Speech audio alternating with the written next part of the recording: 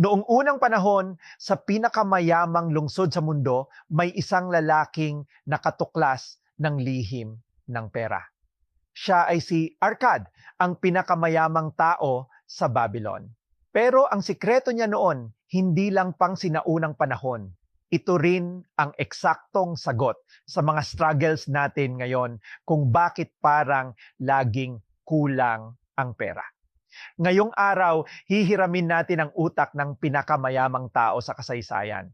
Pag-uusapan natin ang 7 core lessons mula sa librong The Richest Man in Babylon at paano mo ito magagamit para baguhin ang financial life mo ngayon. Let's go!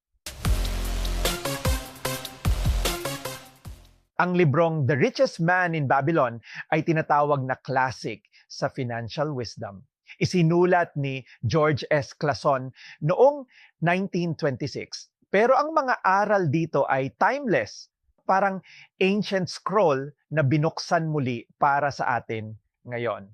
Sa bawat kwento ng Babylon, may mga simpleng prinsipyo na naging gabay ng mga tao para magtayo ng yaman at protektahan ang kinabukasan nila.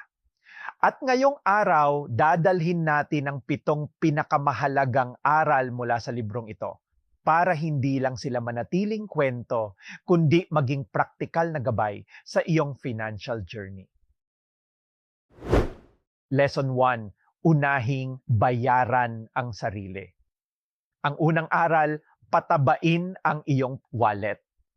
Bago mo bayaran ang kuryente, ang renta o kahit ang paborito mong coffee, bayaran mo muna ang sarili mo. Pagkapasok ng sahod mo sa iyong bank account, magtabi ka agad ng 10%.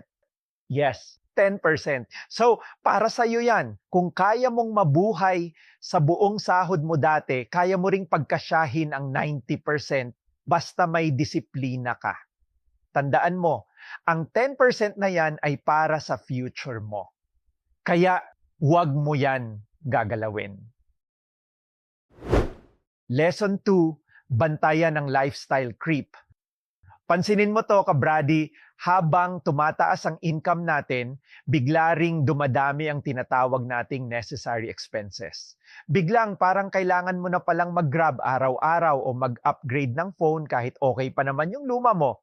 Pero ang totoo, hindi lahat ng yan ay kailangan. Sabi ni Arkad, huwag mong ipagpalit ang totoong yaman sa mga panandaliang luho. Kaya importante na alam mo ang pinagkaiba ng needs at wants. Tanungin mo sarili mo, kailangan ko ba talaga to o gusto ko lang? Diyan nagsisimula ang control. Lesson 3, palaguin ang pera. Huwag mong hahayaang natutulog lang ang pera mo, lalo na sa tradisyonal na bangko na sobrang liit lang ng interest. Sa totoo lang, kinakain lang yan ng inflation. Kaya gawin mo to. Make your money work for you. Bawat piso dapat kumikita. Pwede mong ilagay sa Pag-ibig MP2, mag-invest sa stocks or REITs para kumita ng dividends. Pwede ring gumamit ng digital banks na may mas mataas na interest. Sa ganitong paraan, hindi ikaw ang napapagod. At pera mo ang magtatrabaho para sa'yo 24/7. Lesson 4, iwasan ang mga sana all scams. Sabi sa libro, huwag kang hihingi ng financial advice sa brickmaker. Ibig sabihin, humingi ka ng payo sa tamang tao. Kung gusto mong mag-invest sa stocks, makinig ka sa licensed broker, huwag sa mga guru sa social media na nagpapakita ng pera na hindi mo naman ma-verify. Tandaan mo to, kabrady.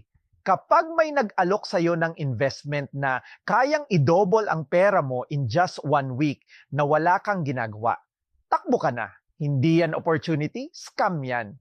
Protektahan mo ang pinaghihirapan mong pera.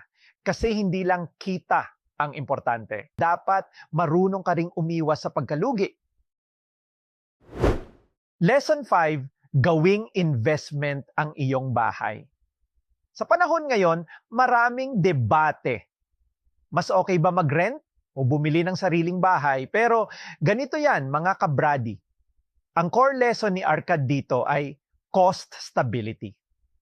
Kung kaya mong kumuha ng sariling tirahan gamit ang tamang pag-ibig or bank financing, kung saan ang buwanang binabayad mo ay napupunta sa sarili mong property, hindi sa bulsa ng landlord, unti-unti kang nagtatayo ng tinatawag na equity.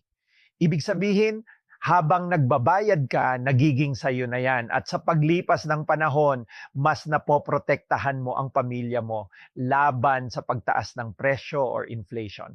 Kasi imbes na tumataas ang renta, meron kang sariling pundasyon.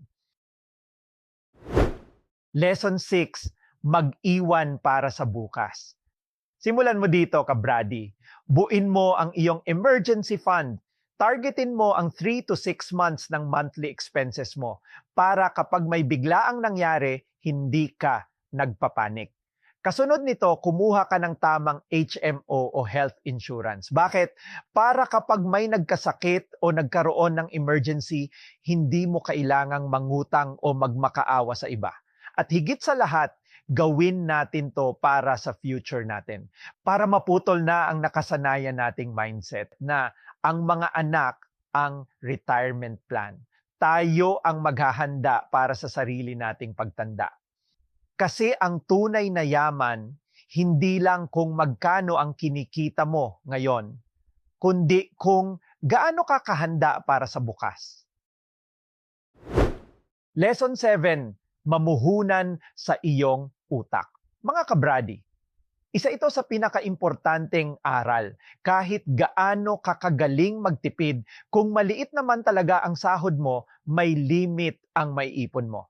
Kaya ang tunay na solusyon, taasan mo ang value mo. Mag-invest ka sa sarili mong skills. Matuto ka ng mga high-income skills, pwedeng data analytics, digital marketing, or advanced design software. Habang mas gumagaling ka sa ginagawa mo, mas tumataas ang market value mo.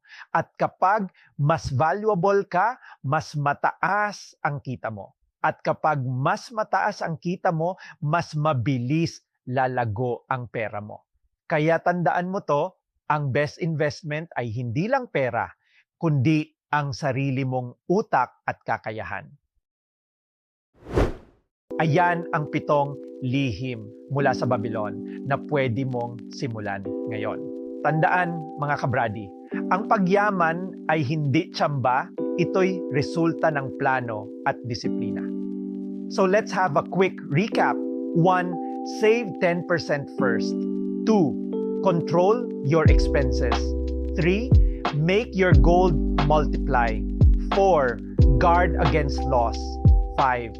Own your home. 6. Ensure a future income. 7. Invest in your skills. Kung may natutunan ka sa video na to, i-like, mag-subscribe, at i-share sa tropa mong kailangan din ng financial boost. This is Investing Brady reminding you. Keep investing in yourself. Kita-kits sa next video.